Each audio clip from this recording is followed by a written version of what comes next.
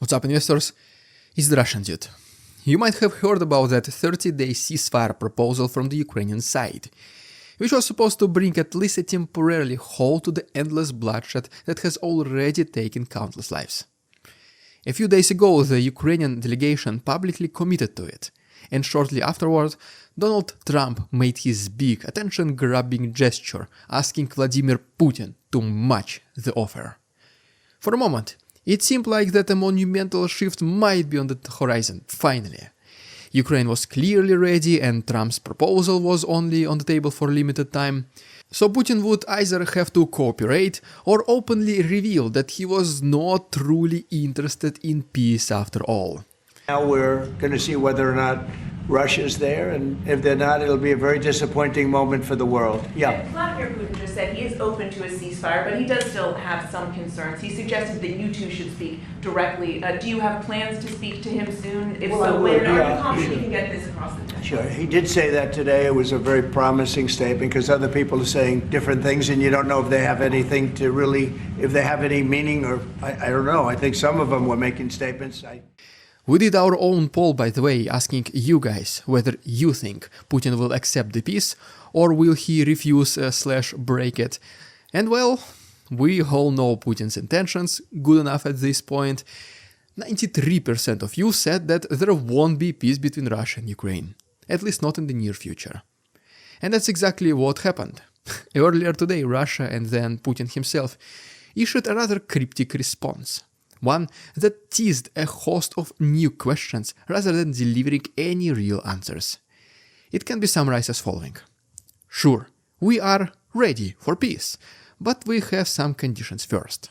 Ukraine to cease fire and hostilities. The decision taken by the Ukraine, pressured by the US, but I am convinced that Ukraine should have had asked that. Exactly as expected. Putin pretty much humiliated himself, proving yet another time that he is not to be trusted and he cannot keep his promises. Screaming left and right that Russia cannot wait to sign a peace deal and then back out as soon as Ukraine does it, while presenting absolutely no conditions and requirements for the Russian side. Well, that's the concentration of Putin's hypocrisy, all in one place. And even if the temporary ceasefire is signed at some point in the future, how much confidence you got that Putin will not break it, blaming that Ukrainians started shooting first? That's precisely why Zelensky never wanted to sign any agreements with Putin, because he knew that he is absolutely never, under any circumstances, to be trusted. So today, guys, let's talk about this extremely obvious development of the most recent events and see exactly why Putin wants to continue fighting, despite whatever lies coming out of his mouth.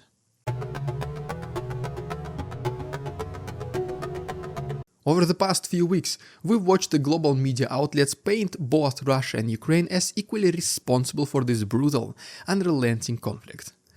Hard to believe it, we don't agree with it, but that is what happened. Officials in the new US administration often adopt rhetoric suggesting that if both sides laid down their arms, peace would swiftly follow. It sounds great in theory. Europe steps up, Putin steps up, and peace emerges. How hard can it be? Especially if both sides are genuinely interested in the ceasefire. Or at least they make it look like they're interested. Definitely one side does. The core problem is that Ukraine never sought this war in the first place. They had no choice. They had to protect their land and families, it is as simple as that. If Mexico, for example, invades the United States and its president says, "Americans, trust me, you need to be liberated. Far too long you've been under oppression by your government, so we came here to help you. And we're gonna take Texas along the way, but that's a minor thing, don't worry. Texas was always historically Mexican territory after all, believe it or not. I mean, you better believe it, or else." Will US Americans just bow down your heads and welcome the invaders with open arms, no matter how much they justify it? Exactly, I don't think so. The war in Ukraine ignited when Putin made the decision to invade, launching what he sarcastically labeled a special military operation. Ее цель – защита людей, которые на протяжении 8 лет подвергаются издевательствам, геноциду со стороны киевского режима. И для этого мы будем стремиться к демилитаризации и денацификации Украины. Intended to overthrow Kiev's government and install a compliant puppet regime, among other goals which change from time to time on sometimes a weekly basis. Once the plan for an easy victory collapsed, the war evolved into a powerful instrument for Putin to reshape the political landscape back home. Independent journalists were sidelined, dissenting opinions were silenced, and genuine electoral competition became virtually non-existent. I mean, it's not like Russia had 3 elections in 2 decades. But okay. This existing war became just a perfect excuse for all this lawlessness, since you are now able to just arrest whoever you wanted and claim they are the traitors or they discredited the Russian army. Because after all, according to the Russian judicial system, it is not your responsibility to prove they are the traitors. Once you incriminate them, it is their responsibility to prove they are not the traitors. So, I mean, no wonder hundreds if not thousands innocent people, but inconvenient for the regime people, landed behind the bars. What's been happening within Russia over the past 3 years is absolutely staggering. A once vibrant society where independent radio stations and alternative media platforms had all the possibilities to flourish, well, now this has been pounded into submission by draconian wartime laws and the ever-present threat of brute force. Putin wielded the war to reshape the very essence of Russian life, turning into a dominant where applauding the military advance is mandatory and questioning its validity could lead to the severe prison sentence. I don't think I will recognize my own country if I am to visit it right now. It is that different. Even speaking to some of my friends is like speaking to people I've never met in my life. All thanks to Putin and his meticulous propaganda. If you pay close attention, you will notice that he speaks about the conflict with a zeal that verges on euphoria, almost as if it is become his personal reason to wake up from the bed in the morning. Close associates say he rediscovered a guiding purpose through the conflict. Try to think about that for a moment.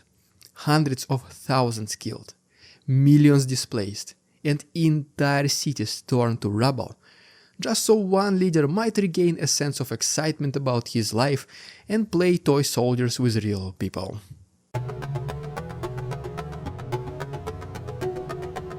Since Ukraine has openly agreed to a ceasefire, some analysts anticipated that Putin might respond in kind. This perspective ignores the fundamental realities that Putin is simply uninterested in equality, fairness, or a balanced dialogue. First and foremost, he wants the war to keep going for as long as possible. And second, even if there are talks of peace, it should be on unconditionally Russian terms, no less than that. Ukraine's willingness to pause the fighting does not address the deeper issue. The Kremlin unleashed an offensive for no sensible purpose other than to fulfill Putin's grandiose visions of historical domination and total control. And now, with the quick blitzkrieg strategy in shambles, the war's purpose serves a multitude of domestic needs. It keeps the Russian public glued to the official propaganda, promotes a siege mentality, and paves the way for an unending stream of repressive measures against anyone who dares to question the government's narrative. Every single reasoning mentioned here, as you can see, serves one and only need: to prolong the regime of Putin for as long as possible without making the people of Russia rebellious. Because as we all know, the best way to unite a nation is to simply have an external enemy. For these reasons, all the chatter about ceasefires tends to intensify whenever major summits or high-profile diplomatic talks are on the horizon, and Trump's bold public outreach to Putin undeniably made a media splash. Yet, the belief that peace is just waiting on the official yes from the Kremlin sidesteps Putin's ingrained commitment to the endless war. To him, this conflict is neither a tiresome duty nor a strategic sideline. It is his main spectacle. Constant coverage of front lines and claimed victories cements his status as a major global figure. The patriots absolutely love him for restoring Russia's former glory. and the international media watches closely his every step. But instead of fixating on his hidden wealth or extravagant palaces, the world now observes him as a wartime leader whose actions carry massive geopolitical weight. He shifted from a local authoritarian to a warlord all must confront and respect. At least this is what he thinks. An equally critical piece of the puzzle is what could happen to Russia itself if hostilities genuinely cease. That scenario possesses a vast array of risks for Putin. Just imagine 1 million or more troops returning home to an economy offering fewer jobs, far smaller salaries, shrinking state benefits, and a defense sector no longer operating at full tilt. And the ruble's cratered value will make their prices seem prohibitively high. So, what do you get? A handful of happy oligarchs, and an angry working class that has felt the rug pulled out from under them, now making lower wages, but still facing high prices, and still pity the pensioners for that last reason. Wartime spending often creates the illusion of economic vitality. Factories remain open, raw materials keep flowing, and workers receive wages for arms production. But once the war ends, that fragile construct can, and most likely will, collapse. The abrupt return to normalcy would highlight the divisions that have been widening for years, such as once again declining wages, pervasive corruption, and the tens of thousands of convicts who were recruited with promises of big payoffs and immediate gains. With the war over, these men come back to civilian life, many with little money, bleak prospects, and a readiness for violence that has no lawful outlet. That is the biggest dilemma of a wartime economy, and yet another reason why Putin wants to delay the war for as long as possible.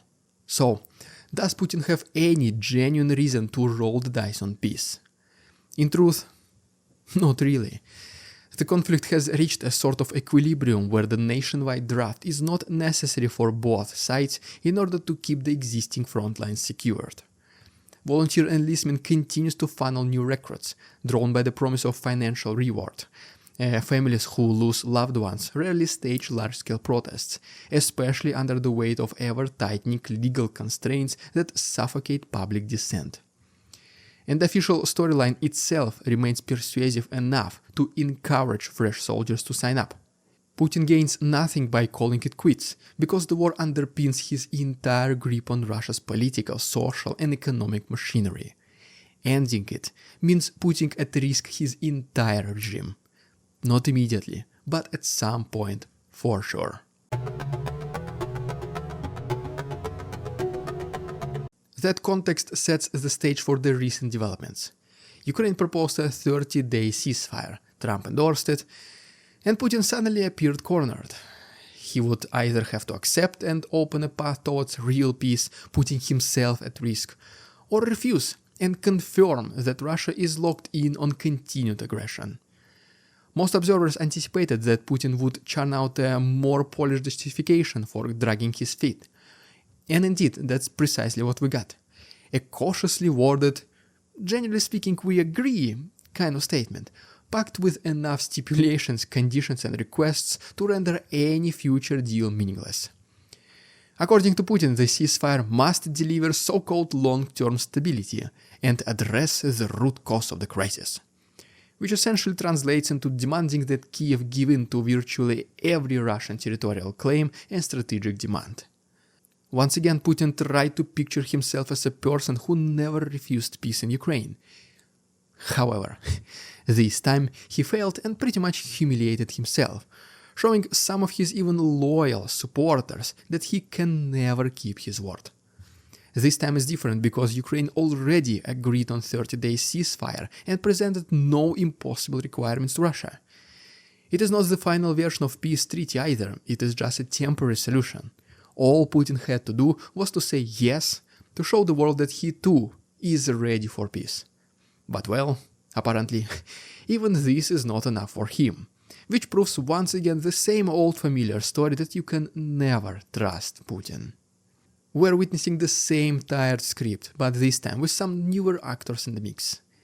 The Kremlin professes a desire to solve a problem it created itself. Putin references non-existent Nazis in Ukraine, a ridiculous charge devoid of any credible foundation, and sets unrealistic conditions such as excluding NATO membership forever, acknowledging occupied regions as Russian territory, keeping international peacekeepers away, and exiling the entire Ukrainian leadership, subsequently installing a pro-Russian government. So yeah, will you agree to terms like this just for the sake of 30 days temporary ceasefire? Well, it's not actually the right question to ask, to be honest. Ukraine already agreed on temporary peace. It is Putin who found yet another excuse. And meanwhile, the United States negotiators are scrambling to keep the door open, still clinging to the very remote possibilities that Putin might at least freeze the conflict. In reality, his press statements leave little room for doubt about the Kremlin's real intentions.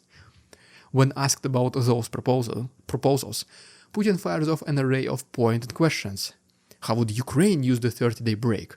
Who verifies its actions? Can the West be trusted? Anything to stall and undermine any real progress.